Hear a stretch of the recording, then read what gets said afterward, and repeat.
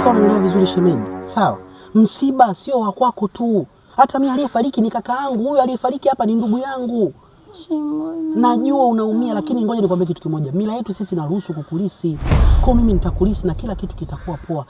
Hata kama kaka angefufuka leo, angesema mtu ambaye unatakiwa kuishi naye ni mimi, kwa sababu mimi ndo mdogo wake wa damu na mimi ndo alikuwa ananipenda sana. Sio kama unanielewa vizuri. Kwa shemeji, usijali, usilie. Huu ni muda mzuri na utaishi na mimi, utatulia vizuri. Nitakulisi na nisikilize. Vai nguo nyingine pale ukakaa na wale wa mama pale kwa ajili ya kuwaweka sawa. Umeelewa shemeji? Kila kitu kitakuwa sawa. Jioni tunaondoka, mimi tunaenda kwangu. Sawa? Hamna shida, usiwazi. Shemeji, usiwazi. Kila kitu kiko sawa. Okay? Basi kabadilisha basi. Usijali, nisikilize mimi. Usijali. Usijali.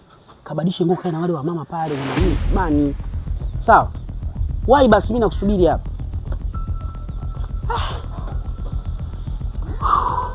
Nimelala muda mrefu nini? Nalala nimejikuta huko hata sielewi. Wewe na ulikuwa ushakufa bwana.